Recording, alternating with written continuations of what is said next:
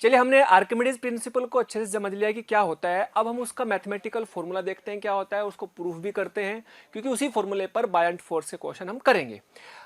पहले हम उसका फॉर्मूला लिख लेते हैं, प्रूफ भी कर लेते हैं उसको फिर बाद में। तो फॉर्मूला क्या है सुने। जैसे हमने बात की अभी कि भाई किसी कंटेनर में, किसी बर्तन में अगर कोई भी लिक्विड भरा हुआ है, उसमें अगर हमने क्या कर दिया, कोई भी वस्तु है, कोई भी भार है जिसको हमने इसमें डुबाया हुआ है, कुछ पार्ट इसका हो सकता है डूबा हुआ हो। मान लीजिएगा ये वाला पार्ट डूबा हुआ है, तो इसको बोलते हैं वॉल्यूम सबमर्ज्ड, यानी कि लिक्विड के अंदर पानी, लिक्विड के अंदर वस्तु का आयतन, वॉल्यूम सबमर्ज्ड या फिर वॉल्यूम इनसाइड लिक्विड, है ना, लिक्विड के अंदर या फिर द्रव के अंदर आयतन, अंदर आयतन। ठीक, ये वाला आयतन ये हो गया, इसको मैंने लिख दिया V इनसाइड या V सबमर्ज्ड या अंदर की तरफ कितना आयतन है। यहां पर ये इसकी घनत्व हो गया किसका, द्रव का, लिक्विड का, है ना, रो L, दिस इज द घनत्व ऑफ लिक्विड, लिक्विड का घनत्व हो गया। तो बायंट फोर्स लगता है ऊपर की तरफ इस पर, और ये कहां लगता है इसकी बात भी करेंगे, लेकिन फिलहाल तो ये ऐसा मान लीजिएगा लग रहा है, और इधर नीचे इसका mg था, तो ये अगर रुका हुआ भी है तो यहां पर FB की वैल्यू क्या लिखी जाएगी, है ना। तो FB बराबर क्या होता है, डेंसिटी ऑफ लिक्विड, पहले इस फॉर्मूला को रट लेंगे, प्रूफ भी करेंगे, फिर इस पे प्रॉब्लम भी बहुत सारी देखेंगे। डेंसिटी ऑफ लिक्विड, ठीक, द्रव का घनत्व into volume inside the liquid into G. This is the formula of buoyant force. This is the formula of buoyant force. और यही किसके बराबर है, वस्तु के भार में कमी के बराबर। यही किसके बराबर है, वस्तु के भार में कमी के बराबर भी है एज पर आर्किमिडीज प्रिंसिपल, है ना। तो ये हमें इतनी बात याद रखनी है, क्योंकि इस फॉर्मूले के बिना काम चलने वाला नहीं है। और कैमरामैन से मैं बोल रहा हूं कि भाई जो बॉक्स में इससे पहले हमने लिखा था ये फॉर्मूला, वहां से कट कर देना, उससे आगे ही जोड़ देना इसको, ठीक है। ओके, तो वस्तु का भार में कमी बराबर buoyant force rho L V inside into g. अब देखो एक्चुअल में होता क्या है कि मान लीजिएगा हमने यहां पर एक वस्तु ली जिसको हमने स्प्रिंग बैलेंस से जोड़ रखा है, ठीक, और ये पानी जैसे जैसे हमने इसमें से डुबोया, जैसे हमने इसमें डुबोया, तो डुबो देने पर यहां से पानी निकल के इस बर्तन में गिरा, और इसको हमने किसी वेइंग मशीन मतलब भार नापने वाली मशीन, इस पर हमने इसको इकट्ठा कर लिया। तो हमने देखा कि भाई इसके भार में कमी आ रही, जैसे जैसे डुबाएंगे तो उस पर क्या होगा, पानी की वजह से बायंट फोर्स लगेगा, उत्प्लावन बल लगेगा, और वेट नीचे mg था तो भार में कमी आ गई, mg तो रहेगा नहीं, ऊपर की तरफ एक बल लगने लगेगा। तो कितना बल लगा, हमने देखा कि जो उस पर बल लगा उसकी वैल्यू, ये जो पानी डिस्प्लेस हुआ, विस्थापित हुआ, यहां से इस पानी का भार निकाल लिया, ये पानी के भार के बराबर भी प्रैक्टिकली यही आया इसी कैलकुलेशन के हिसाब से, है ना। तो हम कह सकते हैं कि बायंट फोर्स बराबर किसके हो गया, विस्थापित पानी के भार के बराबर। विस्थापित पानी की जगह द्रव कर दूं, द्रव के भार के समान, ठीक है। तो ये भी हम इस तरह भी निकाल सकते हैं कि कितना लिक्विड विस्थापित हुआ उसका भार निकाल लो, और उसका भार भी किसके बराबर आएगा, इसके, क्योंकि यही फॉर्मूले हमारे काम आने वाले हैं, इसलिए हम इनको एक तरह से फॉर्मूले की तरह यूज करेंगे सवालों में। तो ये भी हमारा एक फॉर्मूला बन गया, ठीक।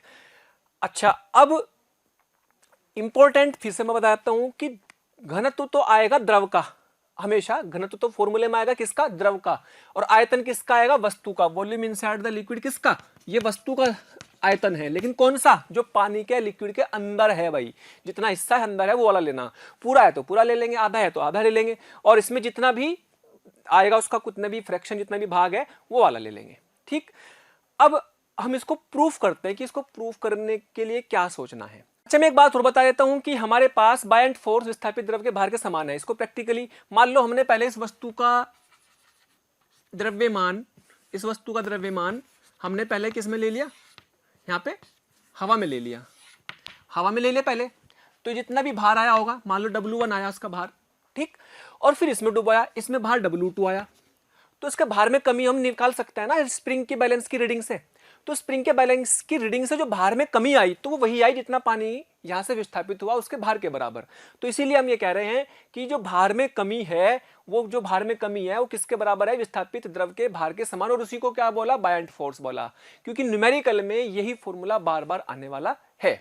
चलिए इसके प्रूफ की बात करते हैं। एक सिंपल सा प्रूफ इसके लिए आप सोच सकते हैं कि मान लीजिएगा हमारे पास कोई लिक्विड है, इस लिक्विड में आपने कोई वस्तु को डाल दिया है, तो हमें पता है कि इसके भार में कमी आ गई होगी या फिर इस पर कुल जो बल ऊपर की तरफ लग रहा होगा वही हमारा क्या है, इसमें मान लीजिएगा ये हाइट है h1, ठीक है, ये h1 है और यहां तक की ये हाइट है h2 और बेटा ये हाइट है h। तो सोचो इसका एरिया दे दिया मान लीजिएगा a, तो यहां पे एक फोर्स लगेगा F1, यहां पे एक फोर्स लगेगा कितना F1, इधर से फोर्स लगेगा F2, और ये F1 माइनस F2 जो फोर्स होगा वही किधर लगेगा, क्योंकि यहाँ पे प्रेशर ज़्यादा होगा, यहाँ पे प्रेशर कम, तो ये फोर्स कम, ये फोर्स ज़्यादा, तो ऊपर की तरफ नेट फोर्स ही क्या होगा जो उसको मिल रहा होगा, वो वही हमारा FB होगा या बायंट फोर्स होगा। तो बायंट फोर्स हो गया बेसिकली F2 माइनस F1, ऊपर की तरफ लगने वाला कुल उत्प्लावन बल ये होगा। अच्छा, अब इसको मैं लिख सकता हूँ कि यहाँ पे प्रेशर P2 इंटू ए माइनस P1 इंटू ए, प्रेशर इंटू एरिया, और P क्या लिख सकते हैं, रो जी, रो ऑफ किसका, लिक्विड का, rho G H2 minus rho of liquid G H1, और A कॉमन ले लिया।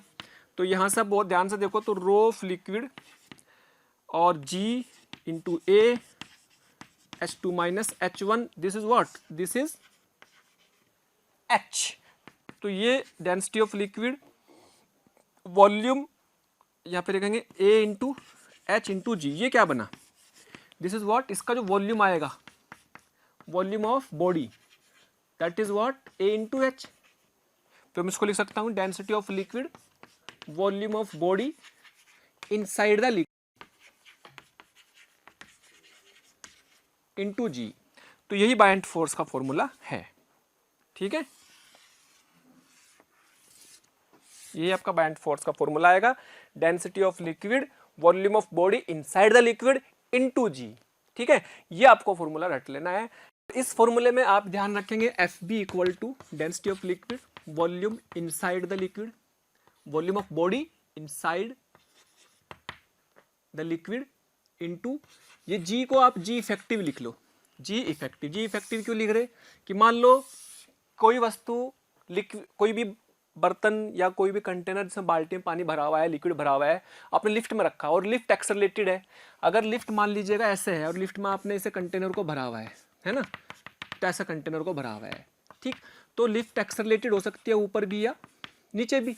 तो उस केस में G इफेक्टिव आपको पता ही है क्या होगा, G इफेक्टिव कितना होगा, ऊपर की तरफ जा रहा है तो क्या G प्लस ही हो जाएगा, और अगर नीचे की तरफ आ रहे हैं तो G इफेक्टिव कितना हो जाएगा, बराबर G माइनस A हो जाएगा, अगर ये किसी एक्सेलरेशन से नीचे की तरफ आ रही है, ठीक। तो कुल मिला के बात हो गई कि इसमें G इफेक्टिव की वैल्यू रख देंगे, इस बायंट फोर्स को निकाल सकते हैं।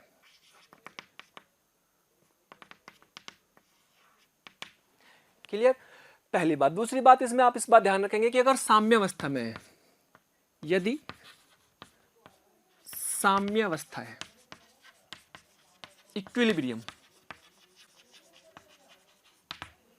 अगर इक्विलिब्रियम है तो उस समय क्या होगा, ऊपर लगने वाला फोर्स और नीचे लगने वाला फोर्स, नीचे कौन लग रहा होगा, mg, तो हमेशा ये बराबर होंगे साम्यावस्था में। तो ये भी हमारे बहुत काम आने वाली इक्वेशन है कि साम्यावस्था के केस में वेट जो होगा, वेट वस्तु का भार साम्यावस्था में बराबर होगा। बहुत जगह हमारे काम ये आने वाला है, क्योंकि ऊपर लगने वाला कुल बल, नीचे कौन लग रहा होगा, केवल mg, तो ऊपर लगने वाला कुल बल किसके बराबर आ जाएगा, mg का, कब, जब साम्यावस्था होगी, इक्विलिब्रियम होगा। तो ये बहुत काम आने वाला है, कई बार आपको साम्यावस्था दी होगी, वस्तु रुकी होगी, उस पर लगने वाला कुल बायंट फोर्स बराबर उसके वेट के बैलेंस बराबर हो जाएगा, ठीक है। बस ध्यान ये रखना है कि जब आप इधर वाली इक्वेशन में लिखोगे तो density of liquid, volume of body inside the liquid, inside liquid into G करेंगे, और इधर मास को क्या लिखेंगे, वस्तु का द्रव्यमान बराबर आयतन गुना घनत्व, तो यहाँ लिखेंगे density of body, volume of body, complete volume of body into g. तो इसमें अंतर इस बात का रखना है। तो यहाँ दोनों में अंतर है, मास वेट को लिखने में और इसमें वॉल्यूम ये लिखना है जो बॉडी का पानी के अंदर डूबा हुआ है। यहाँ वॉल्यूम बॉडी का कंप्लीट वॉल्यूम है, यहाँ डेंसिटी लिक्विड की है, यहाँ डेंसिटी वस्तु की है ना। तो ये इक्वेशन भी कई बार काम आएगी जब हमारे पास साम्य अवस्था दी होगी, और बहुत सवालों में आपको साम्य अवस्था मिलेगी, इसलिए काम आएगा। हालांकि हमें भी लॉ ऑफ फ्लोटेशन पढ़ेंगे, तैरने के नियम क्या है उसमें भी हमारी समीकरण आएगी, वहां पर मैं उसको अच्छे से एक्सप्लेन करूंगा। चलिए आर्किमिडीज के प्रिंसिपल पर ही हम कुछ लॉ ऑफ फ्लोटेशन, तैरने के नियमों को समझते हैं। तो आर्किमिडीज के प्रिंसिपल पर कैसे डिपेंड करते हैं, उसमें डिपेंड करता है कि वस्तु का घनत्व क्या है और द्रव का घनत्व क्या है, इन बातों पर डिपेंड करता है, और वस्तु कितनी डूबी हुई है इन सब पर डिपेंड करता है। तो पहले मैं मान लो कुछ बातें आपको बता देता हूं कि भाई जब हम किसी वस्तु को किसी लिक्विड में डुबाते हैं तो वहां पर मैं अगर VB लिख रहा हूं तो VB का मतलब है वॉल्यूम ऑफ बॉडी, है ना, और VB इनसाइड का मतलब है, VB इनसाइड का मतलब है volume of body inside the liquid. Liquid में कितना पानी, कितना आयतन उसका डूबा हुआ है। और रो एल का मतलब डेंसिटी या घनत्व ऑफ लिक्विड, और रो बी का मतलब density of body, density of body. Rho B का मतलब डेंसिटी ऑफ बॉडी, वस्तु का घनत्व, और इसका द्रव का घनत्व। ये चीजें हमने पहले से लिख ली है, ठीक है। अब मैं कह रहा हूं कि भाई क्या क्या लॉ है।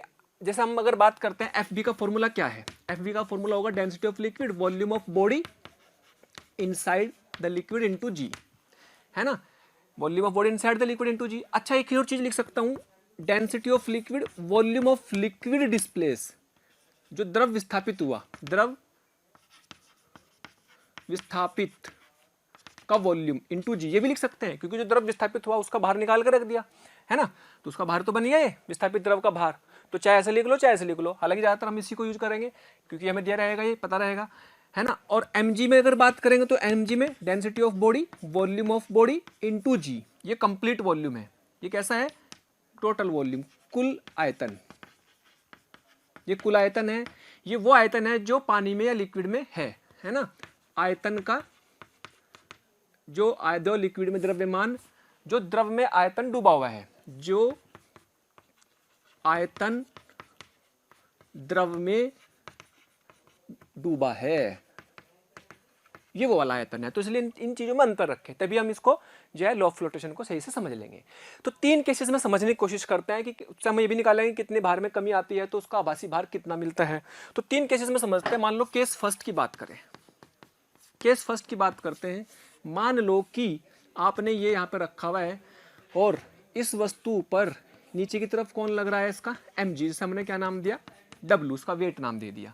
ऊपर की तरफ कौन लग रहा है बेटे इस पर, fb, ऊपर की तरफ कौन लग रहा है इस पर, fb काम कर रहा है, ठीक। अब मान लो कि ये नीचे की तरफ जा रहा है, तो नीचे की तरफ जा रहा है तो जाहिर सी बात है fw ज्यादा होगा, fb कम होगा। तो पहला केस यही होगा कि मान लो ये ग्रेटर देन है बायंट फोर्स से, इसको हम थ्रस्ट फोर्स भी बोल सकते हैं, टीएच भी बोल सकते हैं, इसलिए कहीं पर टीएच लिखा हो तो कोई दिक्कत नहीं। केस फर्स्ट क्या ले लिया हमने, एफ बी ग्रेटर देन। तो आभासी बल भार कितना होगा, है ना, आभासी बल या भार, आभासी भार या अपरेंट वेट, आभासी भार, दैट इज ए अपरेंट लिख देता हूं, बराबर क्या W माइनस FB बन जाएगा। इतना ही भार फील होगा क्योंकि भाई जो एक्चुअल वेट था उस पर फोर्स ऊपर लग गया, तो अभी तो हमें इसका भार जो है mg फील होगा ही नहीं, अब तो mg से कम होगा क्योंकि ऊपर एक फोर्स लग रहा है ना। तो हम ये कह सकते हैं कि भाई वेट तो क्या लिखेंगे, mg को क्या लिख सकते हैं, density of body, volume of body. अब पूरी डूबी रहेगी, वस्तु नीचे की तरफ जाएगी, नीचे की तरफ जाएगी कि एक्सेलरेशन से बल की, तो इंटू जी, और ये density of liquid, volume of body inside the liquid into g, ये तो होगा। अच्छा अब अगर मैं बात करूं कि भाई इसमें से मैं रो B we B into g, ये कॉमन लिया, मान लो ये 1 बचा, रो एल वी बी। अच्छा इस समय वी बी, इस केस में क्या होगा, V B inside equal to किसका होगा, टोटल वॉल्यूम के। टोटल वॉल्यूम तो इसका अंदर है बॉडी का, जो भी वस्तु है ये, तो ये इसको मैं वी बी लिख दूंगा into G upon density of body, volume of body. Thank you so much प्यारे स्टूडेंट्स, हमें इतना प्यार देने के लिए। डेली हजारों स्टूडेंट्स हमारे वीडियो लेक्चर देख करके लाभान्वित हो रहे हैं। हमारी आपसे रिक्वेस्ट है कि आप हमारे डिस्क्रिप्शन बॉक्स में जा करके हमारे लिंक को क्लिक करें, अपना एनरोलमेंट सुनिश्चित करें। जो स्टूडेंट्स डाउट सॉल्विंग और स्टडी मटेरियल के लिए भी इच्छुक हैं, वो हमारे प्रीमियम कोर्स के लिए अप्लाई करके ज्वाइन कर सकते हैं। बॉडी इंटू जी, तो सीधी सी भाषा में तो कट गया, तो कुल मिला के ये क्या बना, एम जी बन गया, एम जी, और यहाँ बच गया 1 minus density of liquid upon density of body. तो वस्तु के भार में कमी आ जाएगी ये। तो ये फॉर्मूला हम कहीं कहीं यूज कर सकते हैं कि जब कोई वस्तु पानी में डूब रही है, लिक्विड में डूब रही है, तो उसके भार में कमी आ जाती है, क्योंकि द्रव का घनत्व यहाँ पर आ गया, वस्तु का घनत्व जनरली ज़्यादा ही होता है सॉलिड का, तो इससे इसको जब डिवाइड करेंगे एक से कम वैल्यू आएगी, एक से कम आएगी, तो इसका एम जी का आंसर, इसका डब्ल्यू अपरेंट का आंसर एम जी से कम आएगा। तो आप इसको लिख सकते हैं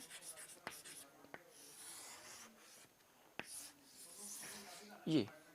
तो इंपॉर्टेंट है कि रो एल वस्तु का द्रव का घनत्व, रो बी वस्तु का घनत्व, तो ये इसके भार में कमी आ जाएगी और वस्तु नीचे की ओर एक्सेलरेट होगी। एक्सेलरेशन निकाल भी सकते हो, उसको उसके द्रव्यमान से भाग कर दो, द्रव्यमान से भाग कर दो, कांस्टेंट एक्सेलरेशन से नीचे भी जाती रहेगी, है ना।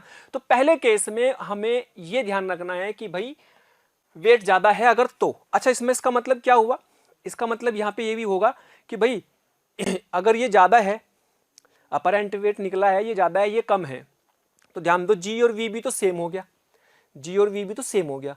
तो क्या इस केस में ये बोल सकता हूं कि ये वैल्यू हमारी एक से कम आएगी, तो रो एल कम है और रो बी ज्यादा है, क्योंकि भार में कमी आ रही ना। भाई ध्यान दो, ये वाले पार्ट और ये वाला पार्ट तो सेम है ना, ये तो सेम मिल गया इसमें, तो rho B is greater than rho L, यानी कि पहले केस में आप बोल सकते हो density of body is greater than density of liquid, density of body is greater than density of liquid, और बॉडी वस्तु क्या होगी, डूब जाएगी, वस्तु डूब जाएगी, सिंक हो जाएगी, यानी कि सिंक हो जाएगी, डूब जाएगी, ठीक।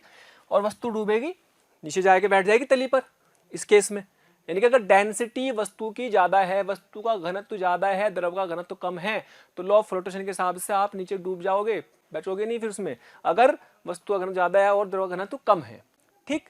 पहला केस ले लिया। चलिए केस सेकंड देखते हैं। केस सेकंड में है कि अगर मान लीजिएगा W is equal to F B है, थ्रस्ट फोर्स के बराबर है। थ्रस्ट फोर्स के जब बराबर होती है चीजें, तो इसका मतलब है कि वस्तु पर ऊपर लगने वाला बल बराबर नीचे वाले के बल के बराबर है।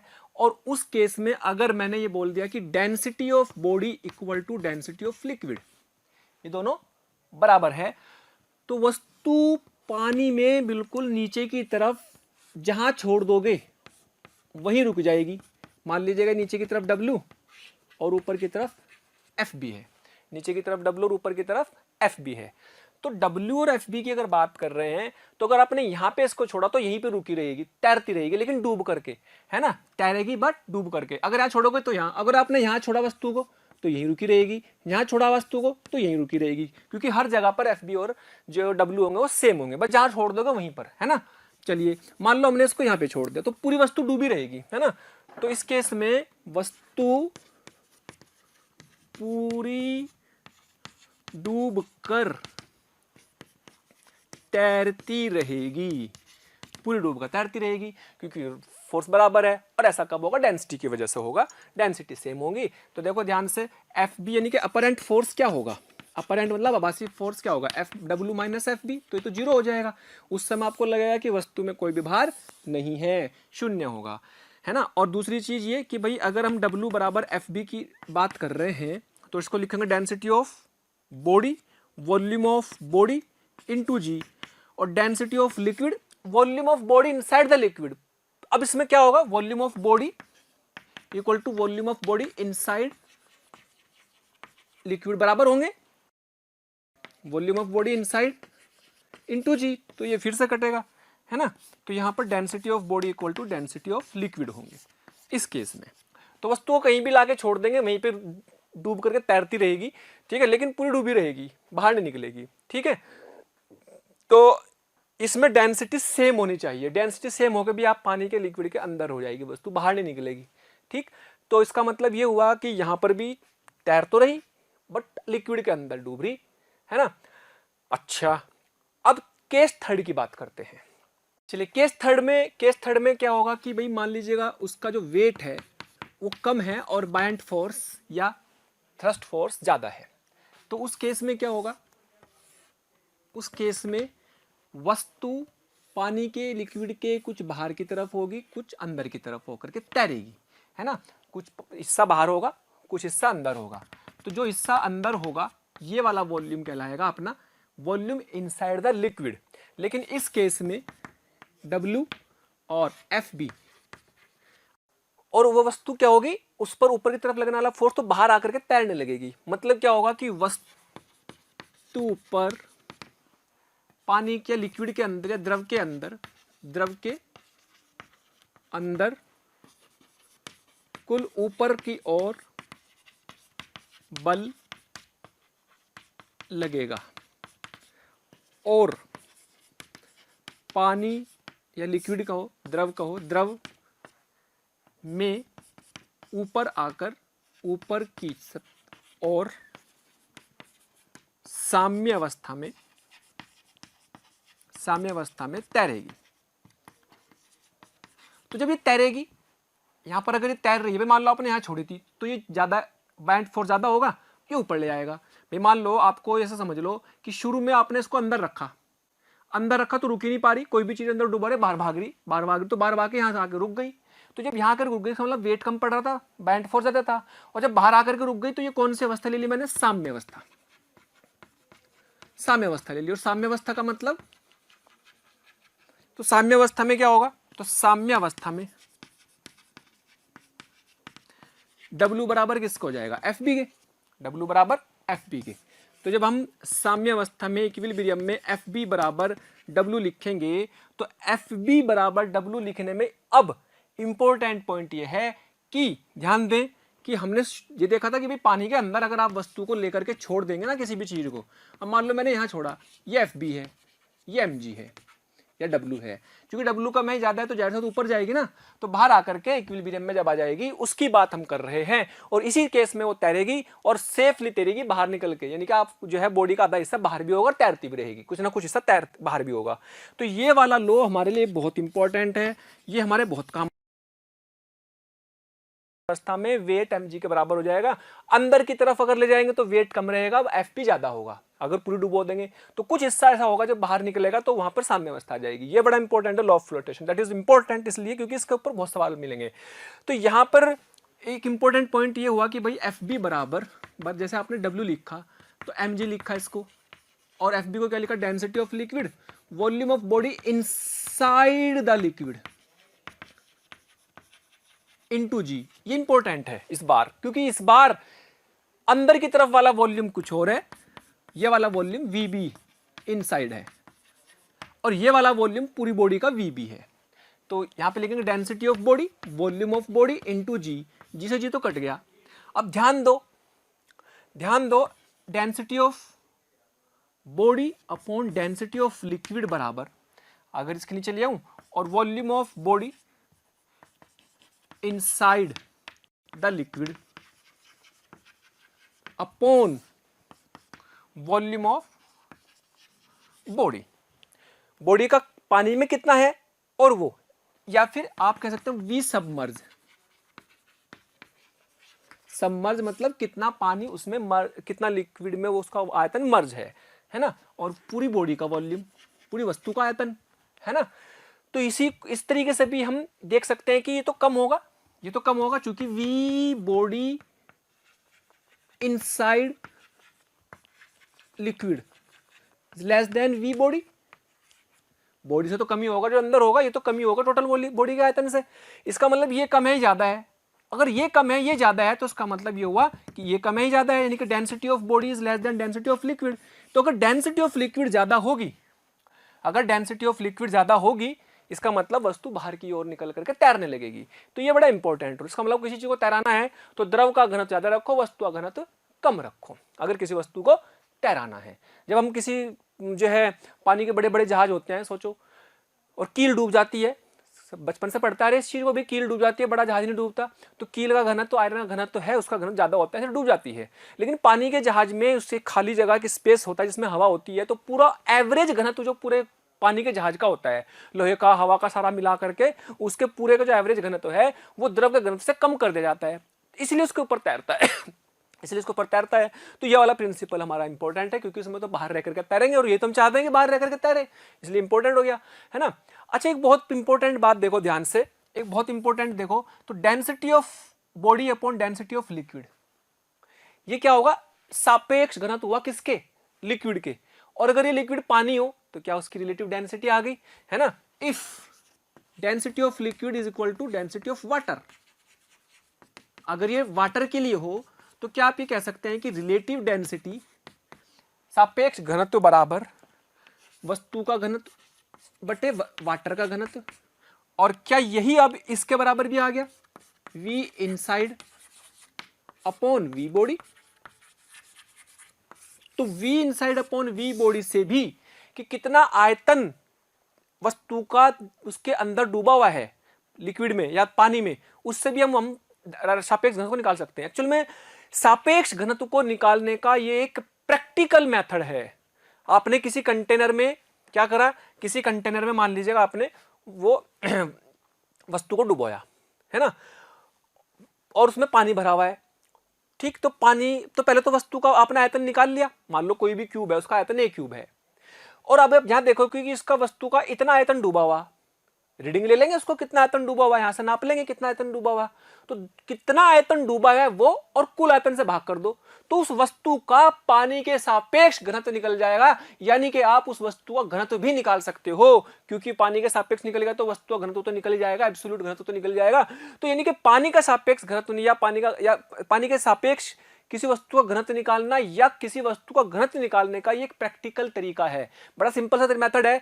कंटेनर में लिक्विड लिया, कौन सा, पानी लिया, और आपने क्या करा, उसमें ये रख दिया, इसका ये आयतन आपने माप लिया कितना है, माप सकते हो आसानी से, कितना हिस्सा डूबा हुआ है ना, इसकी लंबाई चौड़ाई आप सब माप लोगे कितना डूबा हुआ है, तो आयतन निकालने में कोई मुश्किल नहीं है, कितना आयतन डूबा हुआ है। और टोटल आयतन कितना है ये भी आपको पता रहेगा शुरू में उसका, मान लो क्यूब ही ले लो आप, 1 मीटर सेंटीमीटर क्यूब का कोई भी ले लो, तो आपके पास ये दोनों आयतन प्रैक्टिकली रीडिंग से मिल जाएंगे, और दोनों का रेशियो निकाल दो तो आपको इस वस्तु का सापेक्ष घनत्व मिल जाएगा। और उसी वस्तु का अगर हम सापेक्ष घनत्व से उसका वास्तविक घनत्व पूछना चाहते हैं तो CGS में तो सापेक्ष घनत्व और वास्तविक घनत्व समान होते हैं, और SI सिस्टम में सापेक्ष घनत्व में 10⁻³ से मल्टीप्लाई कर दो, 10⁻³ से मल्टीप्लाई करते ही उसका SI सिस्टम में आ जाता है घनत्व। तो इनके तो बड़े कमाल की चीज हो गई कि भैया आयतन के रेशियो से भी हम सापेक्ष घनत्व निकाल सकते हैं, दुनिया की सारी वस्तुओं के सापेक्ष घनत्व निकाल सकते हैं विद रिस्पेक्ट टू वाटर। बड़ा आसान सा प्रैक्टिकल हो गया। तो ये थर्ड लॉ बहुत इंपॉर्टेंट हो गया। चलिए रिलेटिव डेंसिटी की बात कर रहे हैं तो रिलेटिव डेंसिटी पे थोड़ा सा और आगे सोच लेते हैं किसी रूप में। तो रिलेटिव डेंसिटी को हम ये भी लिख सकते हैं density of liquid upon density of water, या ये लिख सकते हैं कि वेट ऑफ बॉडी, WB मतलब weight of body in air, उसका हवा में कितना वेट है, upon weight of water displace, weight of water displace, कितना पानी विस्थापित हुआ, हवा में कितना भार था और उसके भार में कितनी कमी आई। ये हम क्या कह सकते हैं, वाटर डिस्प्लेस का मतलब क्या है, भार में कमी भी थी, तो हम क्या ये भी कह सकते हैं कि यही आपका थ्रस्ट फोर्स भी था, FB भी था, है ना। तो ये भी तो कह सकते हैं ना, water weight of body in air, हवा में कितना भार है, और उसके वाटर डिस्प्लेस का मतलब वस्तु के भार में कमी, है ना। इसको क्या लिख देंगे, loss of weight in body. भाई जो भी वाटर डिस्प्लेस होता था वो किसके बराबर होता था, वस्तु के भार में कमी के। तो ये भी लिख सकते हैं बॉडी का, वस्तु का भार बट लॉस ऑफ वेट, यानी कि वस्तु का हवा में कितना भार है, हवा में कितना भार है माइनस पानी में कितना भार है, weight of body in water. Body का वेट एयर में, बॉडी का वेट वाटर में, तो भार में कमी मिल गई। और भार में कमी किसकी थी, क्या थी, loss of weight in body, और वही किसके बराबर होती है, जितना पानी विस्थापित हुआ था। तो ये सब प्रिंसिपल से आ रहे हैं हमारे कौन से, आर्किमिडीज के प्रिंसिपल से। तो कभी कभी हम रिलेटिव डेंसिटी को ऐसे भी लिख सकते हैं, ठीक है, कभी कभी रिलेटिव डेंसिटी को ऐसे भी लिख सकते हैं। ओके, तो रिलेटिव डेंसिटी को लिखने का एक तरीका ये भी है कि किसी वस्तु का भार हमने किसी लिक्विड में निकाल लिया, उसमें कितनी कम। प्यारे बच्चों, हमें रोज कमेंट्स के माध्यम से ये रिक्वेस्ट आ रही है कि सर हमें इस टॉपिक के वीडियो लेक्चर प्रोवाइड करें या इस टॉपिक के वीडियो को समझाएं। तो मेरी आपसे रिक्वेस्ट है कि आप हमारे चैनल पर जाकर के सब्सक्राइब करें और बेल आइकन को हिट करें, ताकि जो भी वीडियो लेक्चर हमने डाले हुए हैं उसके नोटिफिकेशन आपसे मिस ना हो। मैं ऐसा इसलिए कह रहा हूं क्योंकि हमने ज़्यादातर वीडियो लेक्चर को ऑलरेडी अपने चैनल पर डाला हुआ है। तो जिस लेक्चर की आप डिमांड कर रहे हैं वो लेक्चर आपको पॉसिबली वहां पर मिल जाएंगे। नहीं आई, वही बायंट फोर्स भी है, तो हमने निकाल लिया। फिर उसी वस्तु के भार में कमी हमने पानी में निकाल ली, उसके भार में कमी, लॉस, पानी में कितनी कमी आई, उनका जो रेशियो होता है वो भी रिलेटिव डेंसिटी के बराबर होता है। चाहे तो प्रूफ करके भी देख सकते हैं। देखो कैसे, भाई loss of weight of body in liquid, तो मान लो हवा में वेट कितना WB, हवा में वेट कितना WB, और लिक्विड में वेट मान लो WBL, है ना। WB का मतलब बॉडी का हवा में भार, बॉडी का लिक्विड में भार, तो उन दोनों को घटा देंगे तो लॉस निकल जाएगा, कितना कमी आई। और ये क्या है, loss of weight of body in water, तो हवा में कितना भार था और वस्तु का वाटर में कितना भार था, weight in water, W weight in water, ऐसे लिख सकते हैं। अब देखो भार में कमी किसके बराबर होती है, भार में कमी किसके बराबर होती है, बायंट फोर्स के बराबर। तो लिक्विड में बायंट फोर्स क्या हो जाएगा, density of liquid volume of body inside the liquid into G, और density of water volume of body inside the water into G। और पूरी बॉडी डूबी रहेगी पानी में और लिक्विड में, पूरी डूबी डुबा के रखी, उसमें जो भार में कमी है वो निकाल ली, है ना।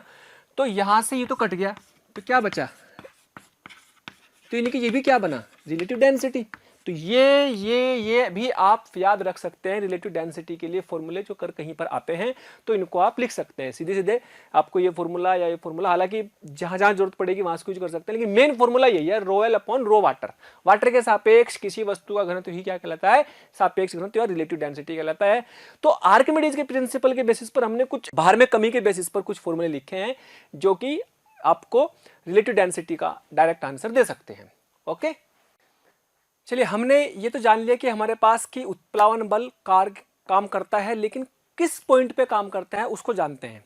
जिस पॉइंट पर उत्प्लावन बल काम करता है उस पॉइंट को बोलते हैं सेंटर ऑफ बायनेंसी या उत्प्लावकता केंद्र, है ना। और गुरुत्व केंद्र की बात हम पहले से जानते हैं कि गुरुत्व केंद्र वो होता है जहां पर उसका कुल भार कार्य करता है ना, यानी कि सेंटर ऑफ मास ही एक तरह से उसका गुरुत्व केंद्र होता है। तो सेंटर ऑफ मास के बारे में तो हम पहले से ही बहुत कुछ जानते हैं। हमें तो इस वाले के बारे में जानना है कि हमारा ये जो उत्प्लावन बल है ये कहाँ काम करता है, जिस पॉइंट पे काम करता है उस पॉइंट को नाम दे दिया उत्प्लावकता केंद्र या सेंटर ऑफ बायनेंसी, COB बोल सकते हैं इसको, COB, और सेंटर ऑफ ग्रेविटी COG, है ना। ये तो हमें पता ही है पहले से, इसके बारे में जानते हैं। एक्चुअल में होता क्या है, जैसे मान लो, मैं समझाने के लिए समझेंगे इसको, कि मान लीजिएगा हमारे पास एक लिक्विड है, ये एक लिक्विड है, इस लिक्विड में हमने एक इमेजिनरी गोला माना, काहे का, दिस इज काल्पनिक, है ना, काल्पनिक गोला, इस इमेजिनरी स्फीयर ले लिया एक ऑफ वाटर, पानी का एक काल्पनिक गोला माना, पानी रुका हुआ है। तो आपको पता है इस गोले में इसका जो एक केंद्र है, क्या यहां पर उसका वेट काम करता है, यस, mg काम करता है यहां पर, तो उसको क्या बोलते हैं, सेंटर ऑफ ग्रेविटी, जिसे कि सेंटर ऑफ मास पे काम करता है, द्रव्यमान केंद्र पर काम करता है कुल भार, ठीक। ये बात हम पहले से जानते हैं। लेकिन ये पानी यहां रुका हुआ है साम्यावस्था में, है ना। ये पानी जो है इतना, ये पानी का गोला है, पानी के अंदर ही पानी का गोला मान लिया इमेजिनरी, तो ये पानी के भाग तो नहीं रहा, ये कहीं रुका हुआ है। इसका मतलब इस पर कुल बल जो है एक तो ये लग रहा, और अगर ये यहीं पर रुका हुआ है तो बाकी का जो नेट बल है वो कौन रोक के रखा हुआ है, वो तभी रुक पाएगा जब इसके बिल्कुल विपरीत दिशा में एक बल कार्य करता होगा, इसके विपरीत में। और वो कहां से आएगा बल, जो बाकी बचा हुआ पानी है उसने रोक के रखा हुआ, उसने रोक के रखा, मतलब बाकी बचे हुए पानी का बल ही क्या है, बायंट फोर्स है, ये कह सकते हैं, है ना। बाकी बचे हुए पानी का बल ही बायंट फोर्स है। इधर से भी लग रहा है, इधर से भी लग रहा है, इधर से भी लग रहा है, इधर से भी लग रहा है, उन्होंने रोक के रखा हुआ है सारे पानी को, है ना, तो वो उसको बैलेंस कर रहा है।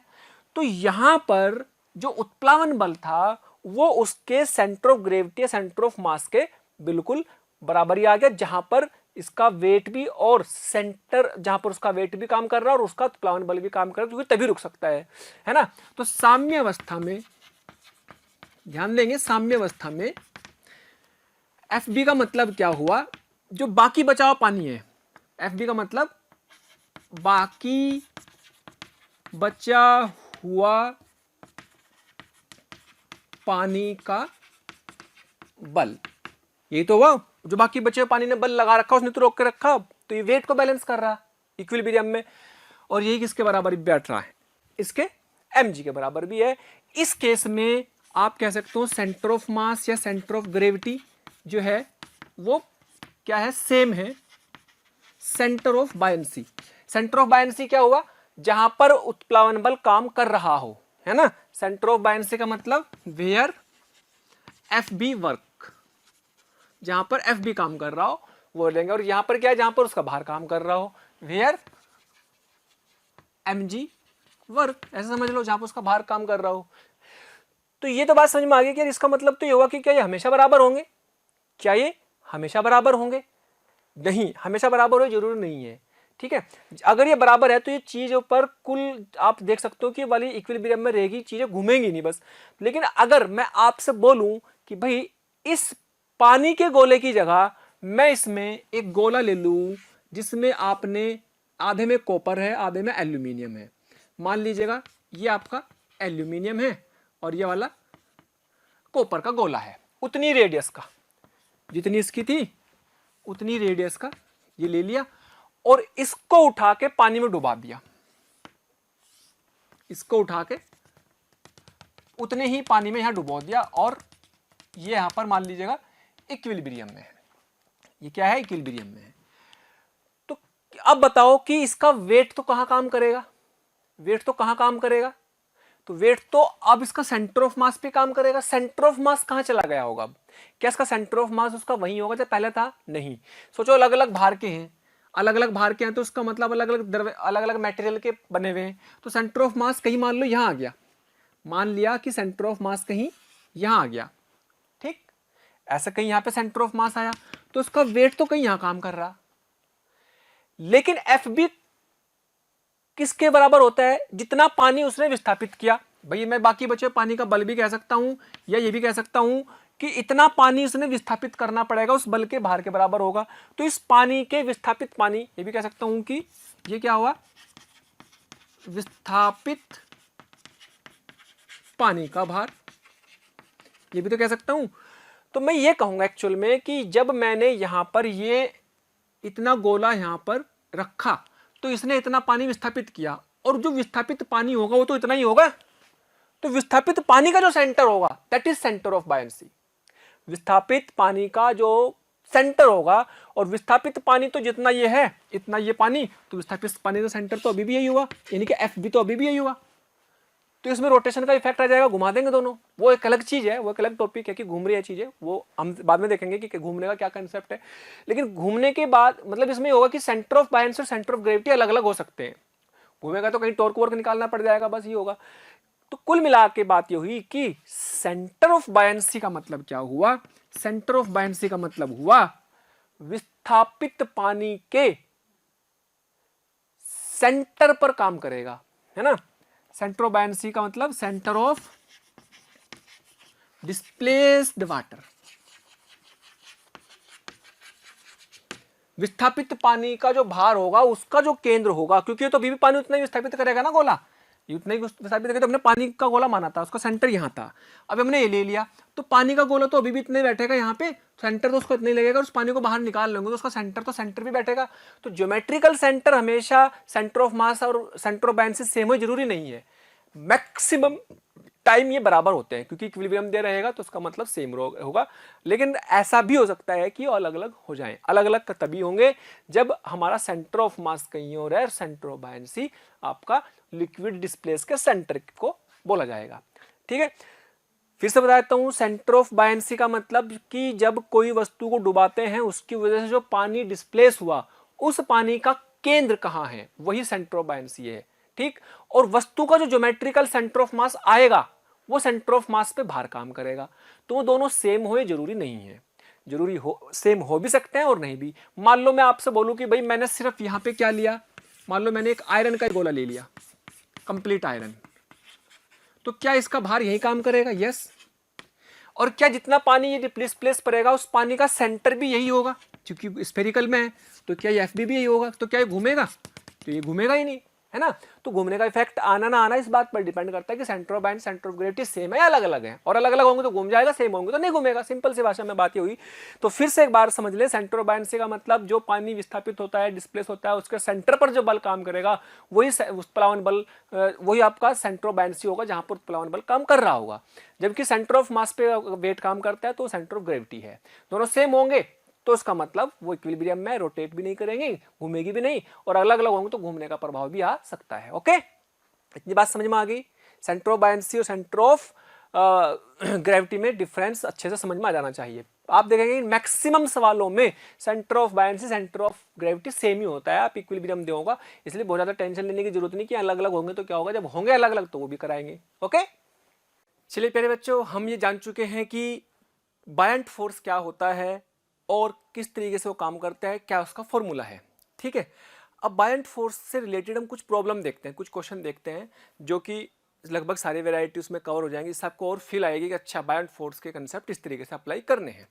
तो बड़े सिंपल से क्वेश्चन से स्टार्ट करते हैं। जैसे मान लीजिएगा आपको एक कंटेनर में आपको एक क्यूब एक दे दिया, क्यूबॉइड एक घनाभ दे दिया, ये ऐसे मान लीजिएगा ये एक्स है, इतना डूबा हुआ है और ये तैर रहा है, ये तैर रहा है। इसकी डेंसिटी 3 रो है, इसका घनत्व रो है। जो पानी या लिक्विड है उसके घनत्व कितना? 3 रो, इसका घनत्व कितना? रो। जाहिर सी बात है लिक्विड का घनत्व ज्यादा है तो तैरेगा, तो तैर रहा है वो। क्लियर? आपसे बोला है कि ये एक्स कितना है अगर ये तैर रहा है। क्वेश्चन समझ में आ गया कि ये एक्स कितना है अगर। तो हम इसमें क्या दिया हुआ कि जो बॉक्स है या ये जो आपको क्यूबॉइड दिया हुआ है घनाभ, ये एक तरह से इस तरह का है जिसकी ये साइड दे रखी है ए, ये साइड है बी और ये साइड है सी। ये ए बी सी साइड है इसकी। तो इसको उठा के इसमें रखा तो यहाँ पे इक्विलिब्रियम में है, साम्यावस्था में है, यानी कि ये तैर रहा है। अगर तैर रहा है तो ये एक्स पूछा हुआ है। सिंपल, एक्स भी पूछ सकता है, बाहर का भी भुजक पूछ सकता है कितना बाहर है ये, या कितना वॉल्यूम या आयतन बाहर है, कितना वॉल्यूम या आयतन अंदर है, कितना परसेंट वॉल्यूम अंदर है, कितना परसेंट वॉल्यूम बाहर है। इस तरह के कई सवाल से बन सकते हैं, है ना। कुछ भी परसेंटेज वॉल्यूम कितना अंदर है, परसेंटेज वॉल्यूम कितना बाहर है, कितनी लंबाई इसकी पानी के लिक्विड के अंदर है, कितनी लंबाई बाहर है लिक्विड के, है ना। तो परसेंटेज के अलावा अलग अलग वॉल्यूम भी पूछ सकता है कि भाई कितना अलग अलग वॉल्यूम है दोनों को बाहर और अंदर। ठीक है, तो ये कई तरह की वैरायटी है, हम सारे कवर कर लेंगे। मेन पॉइंट है कि ये एक्स अगर आपको पता लग जाए तो बहुत सारी इन्फॉर्मेशन हमें मिल जाएगी।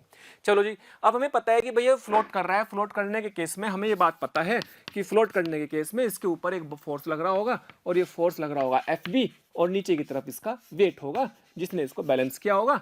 और बहुत जगह ये कंडीशन काम आएगी in case of floating, that is F B equal to M G, बहुत ज्यादा काम आने वाला है। ठीक है, तो अब एफ बी का हमें पता है कि एफ बी का मतलब होता है density of liquid into volume of body inside the liquid into G, that is buoyant force. इसको रट लें, डेंसिटी लिक्विड की आएगी, वॉल्यूम यानी कि आयतन उस वस्तु का आएगा जितना हिस्सा उसका डूबा हुआ है। हो सकता है पूरा डूबा हो सकता है कुछ हिस्सा डूबा हो, है ना। और बाहर जब निकालेंगे वस्तु को तो बाहर निकालने के लिए वस्तु का पूरा द्रव्यमान लेंगे, और ये वस्तु और पूरा द्रव्यमान लेने के लिए वस्तु की पूरी जो है उसका पूरा आयतन भी लेंगे और उसका वस्तु का ही घनत्व भी लेंगे। ठीक है, तो चलो जी करते हैं। तो क्या formula? Density of liquid, liquid की डेंसिटी कितनी?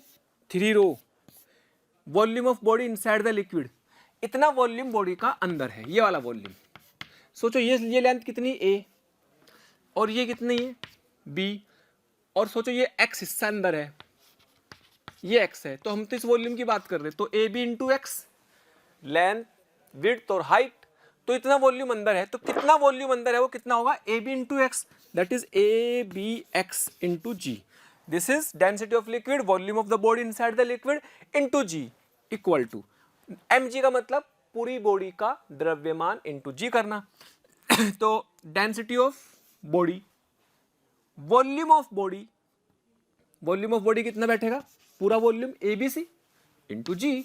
अरे भाई ये फॉर्मूला याद रखना है, density of liquid, volume of body inside the liquid into g बराबर density of body, volume of body into g. ये काम आने वाला है फॉर्मूला बहुत ज्यादा, है ना, और तैरेगी तभी जब इसकी डेंसिटी ज्यादा हो, इसकी कम हो. अच्छा ये बात हम पहले ही कर चुके थे कि बायंट फोर्स कहाँ काम करता है भाई. बायंट फोर्स जो लिक्विड डिस्प्लेस किया गया, जो लिक्विड विस्थापित किया गया, उस विस्थापित लिक्विड के सेंटर पे काम करता है बायंट फोर्स. उसी को बोलते हैं सेंटर ऑफ बायंसी या उत्प्लावन बल का केंद्र. सेंटर ऑफ बायंसी या उत्प्लावकता केंद्र या फिर उत्प्लावन बल का केंद्र बोल देते हैं. तो यहाँ पे जो पानी होगा इसका जहां पर भी सेंटर होगा वो वाले का सेंटर और इसका सेंटर चूंकि एक ही लाइन में, इसलिए एक ही लाइन में होने की वजह से आप इसको बैलेंस कर लेगा. ठीक है. अच्छा अब x चाहिए था मुझे तो भाई, तो लो जी ए बी जी रो से रो, तो x की वैल्यू आ गई c/3. ये वाला कितना है, इनसाइड इनसाइड डेप्थ कह सकते हैं, गहराई, कितनी गहराई तक डूबा हुआ है ना. और अगर बोले आउटसाइड गहराई,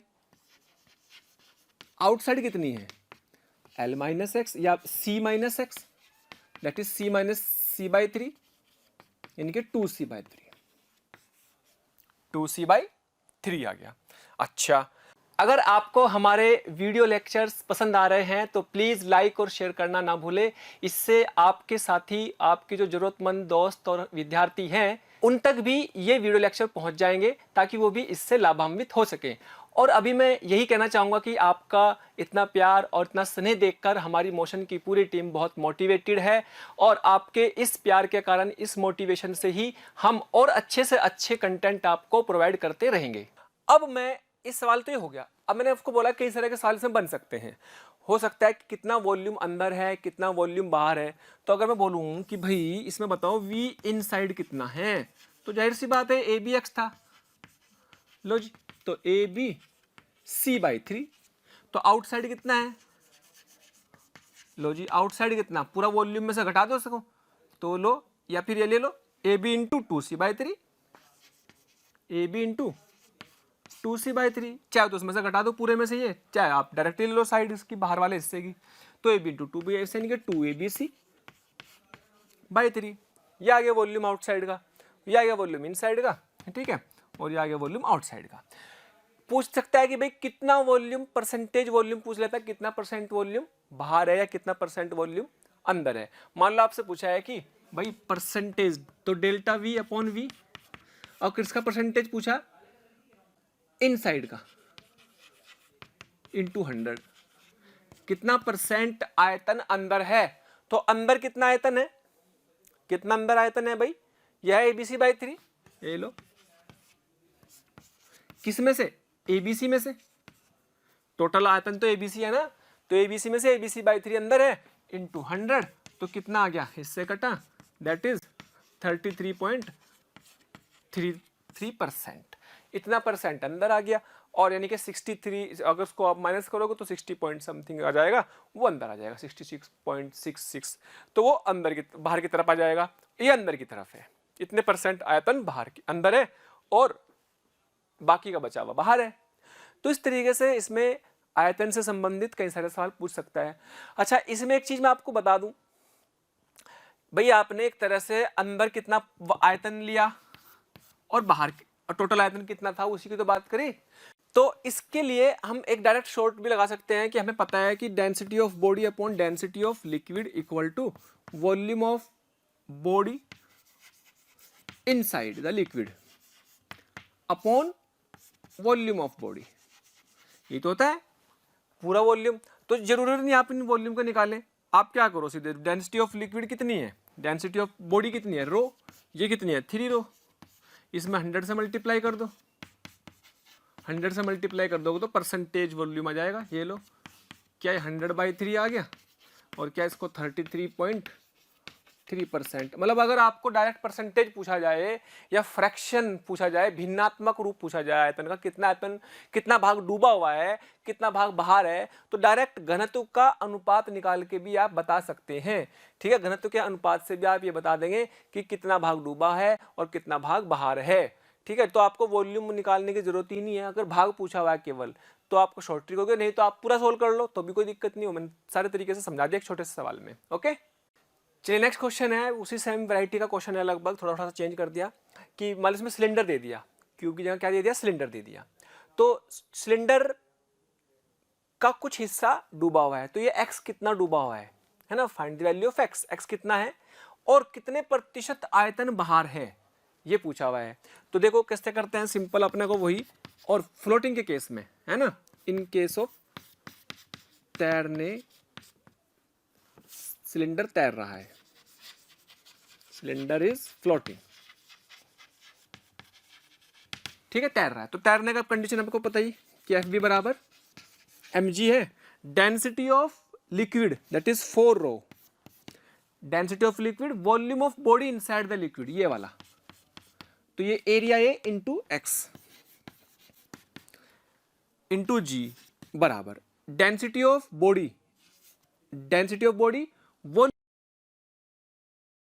इंटू जी, ये लो ए जी रो एक्स बराबर L/4, मतलब 1/4 हिस्सा डूब रहा है। तो आप बोल भी सकते हो भाई 1/4 डूबा हुआ है, तो जाहिर सी बात है उसकी लंबाई 1/4 डूबी हुई है, तो यानी कि 25% डूबा और 70% बाहर है। तो ऐसे भी निकाल सकते हैं शॉर्ट ट्रिक से।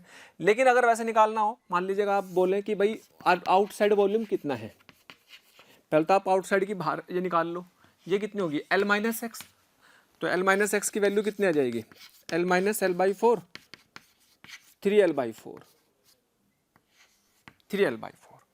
तो आउटसाइड वॉल्यूम कितना आ जाएगा भाई, A इंटू ये वाली length L-x that is 3L/4, इतना वॉल्यूम बाहर की तरफ है। और अंदर की तरफ टोटल वॉल्यूम कितना है, V टोटल कितना है, A इंटू L। तो परसेंटेज पूछा, तो परसेंटेज कैसे लिखते हैं, V outside upon V into 100, तो वही कितना आ गया 3AL/4 अपॉन AL इंटू 100, ये लो। तो 3/4 वॉल्यूम बाहर है और 1/4 वॉल्यूम अंदर है, दैट इज 75%। ठीक, और जैसे मैंने आपको बताया कि परसेंटेज निकालने में कोई दिक्कत नहीं है। मैंने आपको बताया था कि density of body upon density of liquid होता है volume inside upon total volume, ये होता ही है। तो डायरेक्ट आप इसका परसेंटेज इनसाइड वाला का निकाल सकते हैं इससे। तो वॉल्यूम, इसका डेंसिटी कितनी बॉडी की रो, ये कितनी है 4 रो, तो volume inside upon V total, ये कट गया, तो 1/4 इसका आ गया रेशियो। तो इसमें 100 से मल्टीप्लाई करो दोनों तरफ, अगर 100 से मल्टीप्लाई कर देंगे तो आएगा कितना 25%, कितना आया वॉल्यूम इनसाइड, इतने परसेंट वॉल्यूम अंदर की तरफ है। तो आउटसाइड वॉल्यूम कितना आ गया भाई, V आउटसाइड, बाहर की तरफ कितना आयतन है परसेंटेज में 100 - 25 दैट इज 75%। तो ऐसे भी निकाल सकते हो आप इस चीज को, है ना। तो ये बेसिक और फंडामेंटल चीज है इसकी, जो याद रखनी है, कई जगह सवालों में इसकी हमें जरूरत पड़ने वाली है। ओके, चलिए नेक्स्ट क्वेश्चन है हमारे पास। हमें एक घन दिया हुआ है, इस घन के ऊपर एक छोटा सा कोई 200 ग्राम का सिक्का या कोई भी द्रव्यमान रखा हुआ है। एक बर्तन के अंदर एक घन है, घन के ऊपर कोई 200 ग्राम द्रव्यमान का एक सिक्का मान लो या कोई भी 200 ग्राम का द्रव्यमान रखा हुआ है। तो सवाल में ये पूछा है, पानी के अंदर है ये पानी के अंदर डूबा हुआ है पूरा का पूरा। तो सवाल में ये पूछा हुआ है कि अगर इस सिक्के को हटा दिया जाए या इस भार को हटा दिया जाए, 200 ग्राम को हटा दिया जाए, तो ये जो क्यूब है, ये जो घन है, ये 2 सेंटीमीटर ऊपर उठ जाता है। ये 2 सेंटीमीटर ऊपर उठ जाता है। जब ये 2 सेंटीमीटर ऊपर उठ गया तो आपको बताना है कि कितना इसका साइज है, यानी कि इसकी भुजाएं कितनी है, उसका साइड कितनी है, उसका आयतन वॉल्यूम या उसका द्रव्यमान कितना है, ये सब चीजें पूछनी। तो फिर से पूछ लो कि भाई एक घन के ऊपर 200 ग्राम का द्रव्यमान पानी के अंदर तैरते हुए रखा हुआ है। जब द्रव्यमान को हटा दिया जाता है तो जो घन होता है, घन 2 सेंटीमीटर ऊपर उठ जाता है। घन 2 सेंटीमीटर ऊपर उठ जाता है, दैट इज इंपॉर्टेंट। तो घन का आकार, द्रव्यमान ज्ञात करो, ठीक है। घन की भुजा ज्ञात करनी, आकार मतलब उसकी साइड कितनी है। तो मान लो साइड इसकी ए है, तो शुरू में स्थिति ये थी, ये रखा हुआ 200 ग्राम का द्रव्यमान, 200 ग्राम का द्रव्यमान ये रहा, इसको हटा दिया। हटा दे तो जाहिर सी बात है ऊपर उठेगा, भाई तैर रहा था ऊपर उठेगा, तो ऊपर उठ करके यहाँ पे तैरने लगा, यहाँ पे तैरने लगा, तो दोनों स्थिति तैरने की है। वाह, बड़ा आसान हो गया, भी दोनों स्थिति तैरने की आ गई। तो तैरने की आ गई तो एफ बी बराबर एम जी लगाना ही है। तो यहां पर तो मान लो इसका द्रव्यमान m है, इसका द्रव्यमान m है, तो ये 200 ग्राम है। यहाँ पे तो m प्लस 200 ग्राम को बैलेंस किया हुआ है बायंट फोर्स ने, यहाँ केवल m के भार को बैलेंस किया हुआ है। दो समीकरण बनाओ और आसानी से आप आकार भी और m भी निकाल सकते हो दोनों समीकरणों से। चलिए सोल्व करते हैं बेटे। एफ बी बराबर एम जी लगाना ही होता है, वेट। तो एफ बी कितना है, density of liquid, volume of body inside the liquid. क्या ये पूरा वॉल्यूम है बॉडी का? यस, ये बहुत छोटा सा मान लिया द्रव्यमान, इसको बिल्कुल ऐसे रखा हुआ है पतला सा। तो यानी कि density of liquid into volume of body inside the liquid, पूरी बॉडी का वॉल्यूम तो अंदर ही है, ये बहुत पतला सा मान लो ऐसे बिल्कुल, इसका द्रव्यमान वॉल्यूम मतलब बहुत ही कम है ऐसा मान लो। तो density of liquid volume of body कितना, ए क्यूब इंटू जी, ए क्यूब इंटू जी, ठीक है। इस भार ने, इस बल ने क्या बैलेंस किया हुआ इस भार को, कितने को, m प्लस 200 इंटू जी। ये सब मैंने कहा किस में ले लिया, सब सीजीएस में ले लिया है ना। m भी किस में ले लिया, ग्राम में, तो सब किस में ले लिया, सीजीएस में, ताकि जो है काटने में आसानी रहे। जी भी सीजीएस में ले लो, और भाई अपने पास यहां पर क्या बन जाएगा, m प्लस 200 बराबर rho A cube. This is equation first. दूसरी इक्वेशन में, ये तो फर्स्ट केस हो गया है ना, फर्स्ट केस। सेकंड केस, जब उसको हटा दिया, हटा देने पर तो क्या हो रहा है, एफ बी बराबर डब्ल्यू है, तो कौन सा, density of liquid, volume of body inside the liquid. अब ये वॉल्यूम ऑफ बॉडी कितना है भाई इनसाइड द लिक्विड,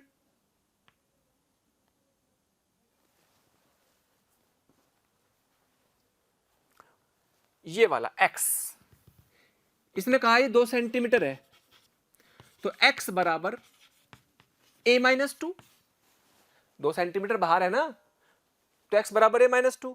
तो density of liquid, volume of body inside the liquid कितना, a स्क्वायर इंटू एक्स। भाई अगर आप इसको ऐसे ओपन करोगे तो सोचो, ध्यान दो कि अपने पास ये क्यूब बन गया, और ये क्यूब जो बना ये a है, ये भी a है, लेकिन इतनी तो x है, तो इतने तो वॉल्यूम चाहिए, तो a square into X, a into X, that is weight किसका, mg, जो हमने m द्रव्यमान का टोटल वेट है।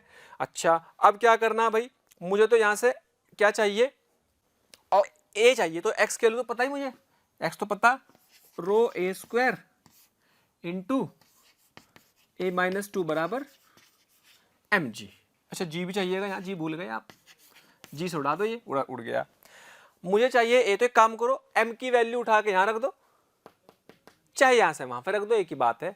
मान लो m को उठा के यहाँ रखा, m बराबर rho a square into a minus 2, यहाँ पे पुट कर दिया, rho a square a minus 2 plus 200 equal to rho A cube.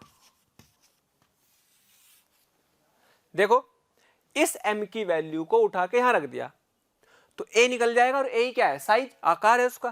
तो पहले तो देखो जो कट रहा है उसको काट दो, रो भी कट रहा है, a स्क्वायर नहीं कट नहीं रहा, तो rho a cube minus 2 rho a square, और एक काम करते हैं, 200 हो गया रो a क्यूब, क्या रो ए क्यूब से रो ए क्यूब कट गया? यस।